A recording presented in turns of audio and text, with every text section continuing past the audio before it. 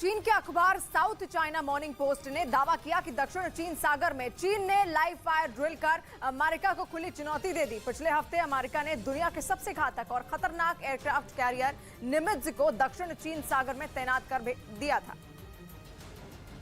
जिससे बौखलाकर चीन ने भी अमेरिका को अपनी ताकत दिखाने के लिए समंदर में लाइव फायर ड्रिल शुरू कर दी। असल में अमेरिका ने चीन पर नकेल कसने के लिए पहली बार दक्षिण चीन सागर में अपने निमित्ज कैरियर स्ट्राइक ग्रुप को तैनात किया है। और अमेरिका का ये दावा है कि उसका ये स्ट्राइक ग्रुप अंतरिक्ष से लेकर समंदर तक मार करने वाले खतरनाक हथियारों से लैस है। इसी डर की वजह से चीन ने भी अमेरिका को जवाब देने के लिए शैनडोंग एयरक्राफ्ट कैरियर को समंदर में उतारकर लाइव फायर ड्रिल शुरू कर दी। इस दौरान शैनडोंग युद्धपोत पर तैनात J-15 लड़ाकू विमानों ने रात में जंग लड़ने और समंदर में दुश्मन को ढेर करने की अपनी ताकत को भी परखा और अमेरिका को ये चेतावनी दी कि अगर दक्षिण चीन सागर में उकसावे वाली कोई भी कार्रवाई की तो चीन उस पर हमला करने से भी नहीं चूकेगा। लेकिन ये पहला मौका नहीं है जब समंदर में चीन और अमेरिका ने एक दूसरे को अपनी ताकत दिखाई हो, क्योंकि पिछले महीने दक्षिण चीन सागर के ऊपर चीन और अमेरिका के लड़ाकू विमान एक दूसरे से टकराने से बाल बाल बच गए थे। ये घटना तब हुई थी जब अमेरिका का RC-135 विमान साउथ चाइना सी के ऊपर उड़ान भर रहा था। तभी चीन का J-11 लड़ाकू विमान उसके बेहद नजदीक पहुंच गया। अमेरिका के रक्षा मंत्रालय पेंटागन के मुताबिक चीनी फाइटर जेट उसके विमान के इतना पास आ गया था कि दोनों के बीच सिर्फ 20 फीट की दूरी रह गई थी।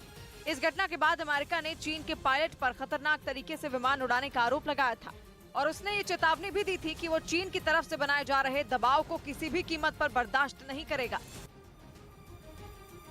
चीन के खिलाफ ताइवान में बड़ा फैसला लिया जाएगा और बाजार से चाइनीज नूडल्स को हटाने का ऐलान कर दिया गया है, जिसके बाद ताइवान में अब चाइनीज नूडल्स पर भी बैन लग गया है। चीन का राइस नूडल्स सबसे ज्यादा लोकप्रिय है और इसे चीन के अलावा ताइवान और आसपास के देशों में काफी पसंद किया जाता है। लेकिन पिछले कुछ वक्त में ताइवान के बाजारों में बेचे जा रहे चीन के राइस नूडल्स की पैकिंग को लेकर विवाद उठ रहा था। चीन के नूडल्स की पैकिंग पर चीन के समर्थन में कैंपेन चलाए जाने के आरोप लग रहे थे। मीडिया रिपोर्ट्स के मुताबिक पैकिंग पर ग्राहकों से लिखे सवाल के रूप में पूछा जाता था कि आप चीनी हैं, और जवाब में लिखा होता है मैं भी हूँ। नूडल्स की पैकिंग पर लिखी ये पंच लाइनों को लेकर कई बार विवाद उठा है, जिसके बाद ताइवान के अधिकारियों ने पैकेजिंग और आयात उल्लंघनों पर तथाकथित प्रचार को लेकर बाजार से इन्हें हटाने के आदेश दिए और आदेशों को ना मानने वालों पर जुर्माना लगाने की बात कही।